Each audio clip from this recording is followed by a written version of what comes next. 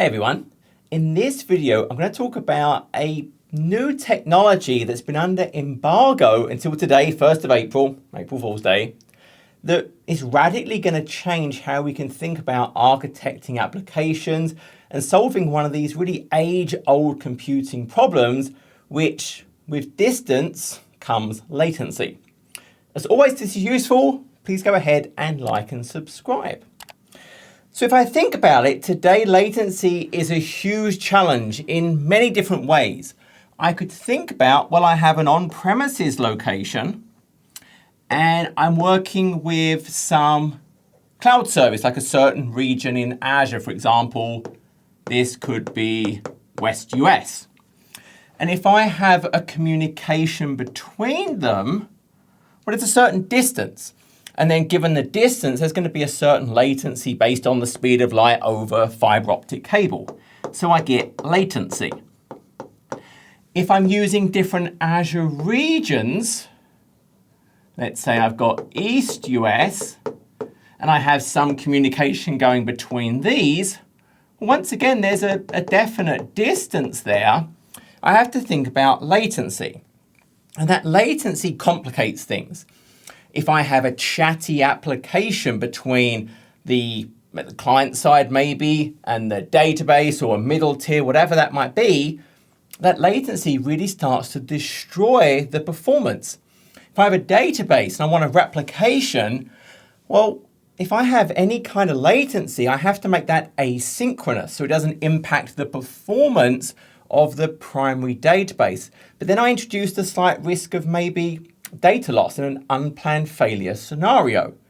When I architect my application, I have to do strange things about, well, hey, maybe I can read from a replica, but I have to go and write to the primary. Well, if I write to the primary, I need to make sure I read from it. So there's a whole bunch of complications because of that latency thing. Light is just not fast enough. So enter Project Quantum Leap. And we keep hearing about quantum computing and all the changes it's making. Now, I'm going to stress, my understanding of this stuff is basic at best, but I'm going to try and do my best. So this is all based around quantum mechanics. And quantum mechanics applies to really, really, really small things. Photons, protons, neutrons, electrons. And at this point, classical mechanics, things we understand typically in our observations, no longer apply.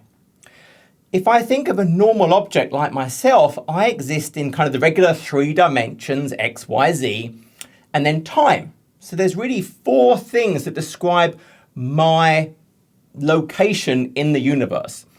And another object can't have those same coordinates at the same time. It would be really crowded together. In the tiny, tiny quantum computing world, we have the same idea. If I think of an electron has 4 numbers. I think about a principal quantum number. I can think about an orbital angular momentum quantum number. I can think about magnetic quantum number. And the one we're going to focus on, an electron spin quantum number. And I can think about, well, I can have, if I'm an electron, I can think about, well, I can have a spin up, a positive, or a spin down. Now, what's really interesting, when we get into this quantum world, I can actually have both. I can have a superposition where I can have both a negative and a positive spin. So I can have 2 things at once, which seems bizarre in our regular classical mechanical world. Now, those 4 numbers I described, they identify the location of an electron within an atom, and no 2 electrons can have those same 4 numbers. But I want to really focus on that electron spin. We're going to focus on that. Now, think of a coin spinning on a table. If you do that kind of coin spinny thing, and it's spinning, spinning, spinning, you could say it's both heads up and it's heads down. It's both of those things. You hear about Schrodinger's cat, the cat in the box with the radioactive material and the decay and the poison. The cat is both alive and dead in the box until we open it. Only when I measure the object, let's say here, this electron spin, do I actually get a result of spin up or spin down? We talk about a wave collapse. When I talk about electrons and these tiny, tiny things, we actually think about these mathematical waves of probability. We have these waves that are mathematical functions that describe these potential states, and only when we measure it do we actually collapse that wave to a specific state, a spin up, a spin down. So something that has superposition both at once, until there is an external interaction, a measurement, then it has a state. It becomes heads up or heads down, the cat is alive or the cat is dead. Now this seems totally strange. In our world of classical mechanics, these all seem weird. And some of these descriptions are not 100% accurate, but it's the best attempt when we're dealing with these things that may not actually work in the way we think of traditional mechanics. Now think of this electron for a second. If I put two electrons really, really close together, or they get created together, the spin states can actually become entangled. And one is actually kind of the inverse of the other. So we now say these are entangled. What that means is there is a state correlation. If I know the state of one, I know the state of the other. So this is quantum entanglement. And now with this, if I measure the state of one of them, remember there was that kind of wave of possibilities that collapses at the point I measure one of them. When I measure one of them, the other one collapses to the inverse state at exactly the same moment. It's not based on the speed of light, it's instant, no matter what this distance is. And this kind of gets some interesting things. In the quantum world, these two are now really part of the same object. When I collapse one by measuring it, it's going to collapse the other. They're correlated together. Think of this coin again. Now imagine you don't see, but I put the coin in one hand. I could say at this point, think of that superposition, and I'll take the other hand away, the coin is in this hand and it isn't in this hand. I don't know. The second I open my hand, even though you can't see the other hand, I know the state of the other hand. If I open my hand, oh look, there's a coin in it, you know the other hand does not have the coin in it. Their states are correlated together. Sure enough, I don't have that. So there was a wave of mathematical function about the probability of the coin being in this hand, that when I observed it, it collapsed to a specific state. And then by knowing this one, well, I know the state of the other one because they're correlated, because they are entangled. They have a correlation between them. Now, this correlation applies to any distance. I could, once they're entangled, I could put them on opposite ends of the universe, light years apart. The second I collapse one, the other one collapses to the inverse state. And this has been actually proven scientifically. It seems very weird in our world of understanding, but this is a real thing. So I could think about, well, hey, I could have one of these in my data center, and I could actually think about putting another one, well, I could put it in another data center a really, really long way away. So if I thought about, for example, East Asia, I could have one in my data center in Texas and one in East Asia. No matter what the distance, when the state is modified or set on one, it instantaneously, nothing to do with the speed of light, would change the state of the other one. They're entangled. I measure the spin of one, I know the state of the other. In this quantum world, it's like distance no longer applies. And maybe it doesn't. There are still things we really don't understand. Again, this correlation seems kind of strange. Imagine I have a pair of shoes. I put a left shoe in one box and a right shoe in the other box and send them to different people. Until one of the people opens the box, we don't know. But as soon as we open one shoe box, well, we know the state of the other one. If I'm receiving it, well, am I the person that opened the box first and set the state or does the other person open it first? I would have to phone each other up, which would be traditional means, would be bound by the speed of light. So there's some interesting things that can happen. But you might get where I'm going with this. If I can instantaneously understand the state of the entangled partner electron, this opens up some very interesting things. Now, Einstein, super smart person, described this as spooky action at a distance and did not like this at all. He spent a huge part of his career trying to disprove the whole point of this quantum mechanics. Being able to do something which instantaneously impacts another goes against Einstein's principle that nothing can influence faster than the speed of light. You'll hear this referred to as non-locality, properties of an object that can be elsewhere from the object. Now, again, this seems totally strange. I get this, but this is a real part of the whole point of quantum mechanics. Now, there are many aspects where this can be used, but I want to focus about the transportation of information. Now, we describe electrons, as I alluded to in quantum mechanics, by mathematical wave functions. So I can think about, hey, this particular electron, it has some wave, a wave of probability. It's this haze of upspin, downspin, and all its other properties that collapses down to a definite state only when I measure it. Until that point, it's just this cloud of possibilities. But the point is, if I'm entangling these, this wave function is kind of the inverse for each of them. And as soon as I collapse it down, the other one collapses down at the same time. Okay, so what do we do with this fascinating fact that as soon as I measure one in an entangled pair, no matter what the distance, I know the state of the other one? In quantum computers, in regular computers, we talk about a bit. It's 0 or 1. So in quantum computers, we talk about the quantum bit. We'll also refer to that as a qubit. Now, a bit is a 0 or 1.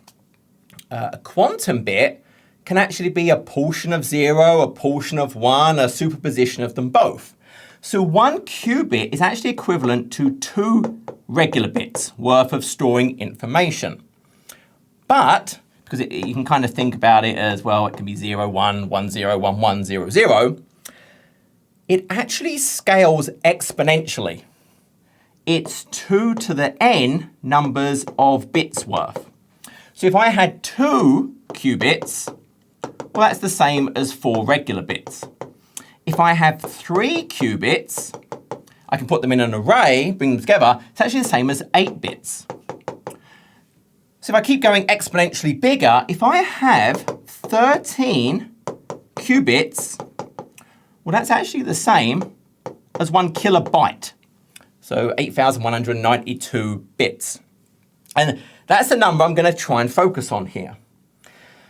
So remember, I can entangle these so I know the state at some whatever place I put that entangled bit. That's really the key part. So what is quantum leap? This is quantum leap. Now, it seems kind of crazy. What is this? So in this box are qubits. And obviously it then connects to traditional networking. So I'm going to put this gently aside. So what's happening here is that box, so if I think about this magical box thing, inside this box is actually an array of 13 qubits. Well, there's actually 2. Because think about what I want to be able to do. So there's these 13. In fact, I'm going to use a different color. Let's make this really obvious. What we're going to do is there's 13 qubits, and they have their entangled set stored over here as well. But there's 2 sets of 13. So there's also another 13. in here. So remember, that's 1 kilobyte, 1 kilobyte. So why are there two sets? So what's being done here is the first set, the state of these is modified. So think of these as write. And so those, their entangled pairs are read over in that data center. The other pair is read. So these are written to over here. So inside this box, so the array of 13 that's for write, there's actually lasers that modify the spin. So as that is modified, it correlates to those entangled pairs and changes their state. And then it's reading the other ones. So I'm writing to 13. As I change the spin, it can read the spin. Now, obviously, I can't just say, I've made a change. That would require traditional communication to say, go read. So it's every millisecond. So 1,000 times a second, it's updating, reading, writing. So we can see it's full duplex because there's a set for write, there's a set for read. So this full duplex connection between them that essentially now is not bound by any distance at all. Yes, these have those partner pairs in East Asia, but they really could be anywhere. So instead of sending 0 and 1s over wires, we're changing the spins on these electrons, and because they're entangled, it changes the spins over here as well. So now, no matter what the distance, I'm sending data. So think about that. We're now basically we have this 1 kilobyte 1,000 times a megabyte per second. So it's not super fast, but this is obviously an early thing. So the setup is really like ExpressRoute, except there's no MeetMe, there's no wires. I can do Microsoft peering, I can do private peering, and then I have to have a gateway in my VNet for the BGP routing changes. So what does this actually look like? So again, remember, there's this array of 13 for sending, an array of 13 for receiving. Every millisecond, it's changing, reading the other one. So that's how I'm getting the data. So I want to actually show this, be really gentle with that. I wanted to actually show this in action. So I've got this set up with a pair in East Asia. So this is where this one's actually connected to. So what we're going to do, if I jump over, I've got an IP in East Asia set up and available. So if I ping my test VM, we can see the latency is pretty terrible. So what we can see here is, 185, 182, 187. So my average is 184 milliseconds. So what I'm now going to do is enable Quantum Leap. Now I've already done a bunch of configuration around this. There's already the correlation between my network and a particular region where it's placed. So I'm just going to go ahead and enable the Quantum Leap. Now it takes a little second. It's just doing some routing and some changes. I've obviously already done the routing on my side to say, for the public IP ranges of East Asia, go via this. And then I'm just going to do that ping again. So look at the latency now. I'm down to an average of 1 millisecond. So I've gone from 184 milliseconds to 1 millisecond. I have completely removed the latency based on distance, just because I'm now using that quantum entanglement. So this is crazy. This is amazing stuff by using this entanglement and having a set for read and a set for write. Now, one of the challenges you do face in regular quantum computing, you'll see they have these really big refrigerators and things that, so you have to keep it cool. And they have these massive sets of complicated equipment because these quantum particles are actually pretty unstable. So what happens is there's actually different plans right now. There's a standard and a premium because I have to keep it cool. So the standard plan, it comes with a fan, an Azure fan, and you can kind of fan that thing periodically when it gets read to cool it down. So I need to kind of keep fanning it. Okay, so I've cooled it back down. So that's the standard plan. I have the Azure fan, and someone has to come and do those actions. There is a premium, and mine actually broke. So the premium, it has this stylish fan, and hopefully what I can do, there's actually a USB attachment as well on the back where this plugs into, then it's automatically cooled. As it detects change in temperature, it will actually go and cool it for you. So that exists. Okay, so you do have to keep it cool. So obviously, I mean, this is an early model as well. I mean, things can change, but in the world of quantum computing, keeping it cool is kind of super important. But there you have it.